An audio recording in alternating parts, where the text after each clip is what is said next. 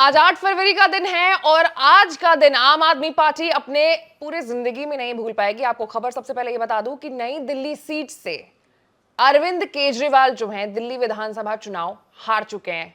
हार गए हैं, लेकिन अब सवाल है कि क्यों हारे हैं, कारण क्या है। तो आज इस पूरे मुद्दे पर चर्चा करने के लिए हमारे साथ हमारे सहयोगी अविनाश जी हैं। सर, क्या कभी किसी ने सोचा था कि अरविंद केजरीवाल, आम आदमी पार्टी संयोजक, वो आदमी जिसने शीला दीक्षित को हरा दिया था, फिर मुख्यमंत्री बने, लगातार 3 बार सीएम रहे, इतना दमखम दिखाया दिल्ली में, आम आदमी पार्टी झाड़ू से पूरा करप्शन जो है वो साफ कर देंगे, लेकिन अब खुद ही साफ हो गए। ऐसा है कि इस देश में जितने भी बड़े दिग्गजों के नाम आपको याद होंगे राजनीति में जी, वो सब के सब चुनाव कभी ना कभी हार चुके हैं। आप बात चाहे अटल बिहारी वाजपेयी की कर लीजिए, आप बात चाहे इंदिरा गांधी की कर लीजिए, आप बात चाहे संजय गांधी की कर लीजिए, आप बात चाहे पूर्व प्रधानमंत्री मनमोहन सिंह की कर लीजिए। जितने भी दिग्गज बड़े नेता रहे हैं वो अपने जीवन में कभी ना कभी चुनाव हारे ही हारे हैं। तो अरविंद केजरीवाल की हार कोई ऐसी हार नहीं है कि जिसको लेकर के बहुत ज्यादा आश्चर्य व्यक्त किया जा सके, पहली बात।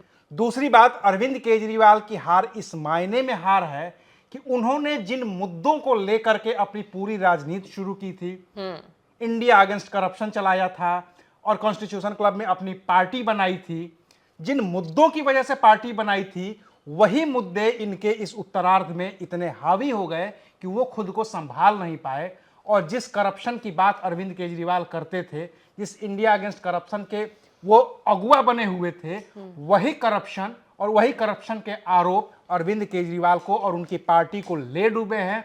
और यही वजह है कि न सिर्फ अरविंद केजरीवाल चुनाव हारे हैं, बल्कि अरविंद केजरीवाल चुनाव हार गए, मनीष सिसोदिया चुनाव हार गए, दुर्गेश पाठक चुनाव हार गए, आतिशी जो मुख्यमंत्री हैं 4 महीने की वो पीछे चल रही हैं, सौरभ भारद्वाज जो कालका जी के ग्रेटर कैलाश से थे, माफ करिएगा, ग्रेटर कैलाश से थे, और बार बार ये कहा जाता था कि सौरभ भारद्वाज बहुत लोकप्रिय नेता हैं और वो तो हार ही नहीं सकते, अरविंद केजरीवाल से भी बड़ी जीत दर्ज करते हैं, वो पीछे चल रहे हैं। तो इसका मैसेज साफ है कि अरविंद केजरीवाल ने जिन मुद्दों पर अपनी पार्टी बनाई थी, अब वही मुद्दे उनके ऐसे खिलाफ हो गए कि अब उसका दूसरा कोई विकल्प बचा नहीं था और इनकी हार तय थी। जो इमोशनल कार्ड आम आदमी पार्टी और अरविंद केजरीवाल ने खेलने की कोशिश की थी चुनाव से पहले कि खुद वो सीएम की कुर्सी से उतर गए, उन्होंने आतिशी को वहां पर बैठा दिया और जनता से ये कहा कि अगर आपको हमारे ऊपर भरोसा है तो अपना वोट हमें जरूर दीजिएगा। कहीं ना कहीं जनता ने एक मैसेज बहुत साफ सटीक शब्दों में दे दिया, क्योंकि ऐसा ही लोकसभा चुनाव, देखिए ये चुनाव मैं इसीलिए तो बार बार कह रहा हूं ना, जनता जनता जनता। अरविंद केजरीवाल का मुख्य धारा की पार्टियों ने विरोध क्यों शुरू किया था?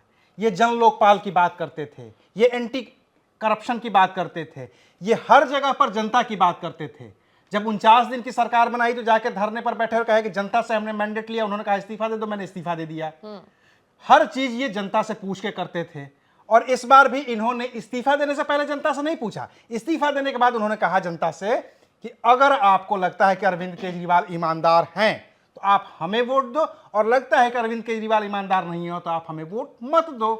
और अब नतीजा तो भले ही सब जुडिस है, भले ही पूरा मुकदमा कोर्ट में है, सुप्रीम कोर्ट में लंबित है, लेकिन जो अरविंद केजरीवाल ने खुद अपने मुंह से कहा था, अपनी ईमानदारी का सबूत मांगा था, तो उनकी ईमानदारी की जगह उनकी बेईमानी का सबूत तो अब जनता ने ही दे दिया है। जनता की बात उन्होंने सुनी थी पहले भी, जनता की बात अब फिर उनको सुननी ही पड़ेगी। ओवर कॉन्फिडेंस भी एक बहुत बड़ी वजह हो सकती है ना अरविंद केजरीवाल की इस बार के चुनाव हारने के लिए, क्योंकि जिस हिसाब से उन्होंने सब कुछ किया, जिस कॉन्फिडेंस से वो निकलते थे बाहर, जिस कॉन्फिडेंस से रोड शो करते थे, जिस कॉन्फिडेंस से वो बूढ़ी बुजुर्ग महिलाओं से मिलते थे जाकर के, कहीं ना कहीं उनको ऐसा लग रहा था जनता को टेकन फॉर ग्रांटेड ले लिया था। जनता को टेकन फॉर ग्रांटेड इस वजह से भी वो ले रहे थे ना कि हम कुछ नहीं करेंगे और सारा ठीकरा बीजेपी पे मढ़ देंगे। हाँ।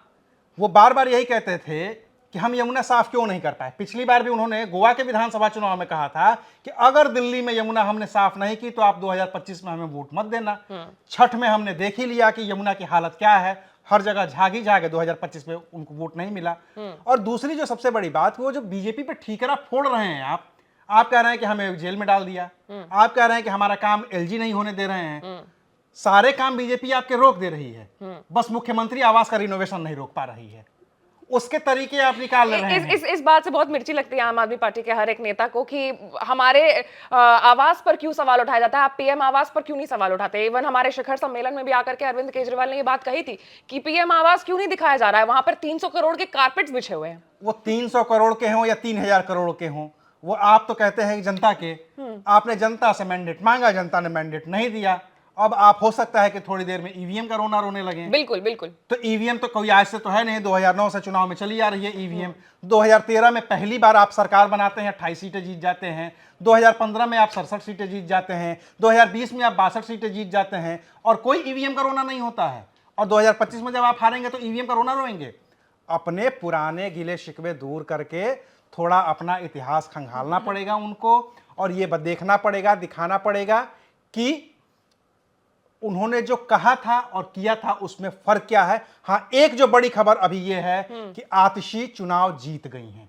चलिए, ये बहुत बड़ी मतलब राहत की बात है जो कि आम आदमी पार्टी मतलब संजीवनी बूटी का काम कर रही है, क्योंकि इनके जितने भी बड़े नेता हैं वो चुनाव पीछे चल रहा है। अरविंद केजरीवाल और मनीष सिसोदिया जी तो अपनी अपनी सीटों से हार ही गए हैं, लेकिन यहाँ पे एक होता है ना कि silver lining of that cloud वाला काम आतिशी ने किया है, जहाँ पे सिटिंग सीएम है। अगर ये हार जाती तो ये बहुत बड़ा मैसेज जो है वो जनता तक चला जाता। नहीं, मैसेज इस जीत का भी कोई बड़ा मैसेज है नहीं रह गया है। कोई मान रख ली है, कोई मायने नहीं रह गए हैं। मैं ये कहूंगा मायने इस हिसाब से रह गए हैं कि अरविंद केजरीवाल अपने कुर्सी से स्टेप डाउन करते हैं, आतिशी को वो उठा करके वहां बैठाते हैं, डमी बना देते हैं, लेकिन she is more capable than the Arvind Kejriwal, ex CM of Delhi, जिन्होंने ओवर कॉन्फिडेंस में अपनी कुर्सी छोड़ी और जिसको बैठाया ये सोच करके कि अरे ठीक है डमी है, वो चुनाव जीत गए, आप चुनाव हार गए। तो ये तो एक मैसेज ही हुआ ना। बिल्कुल।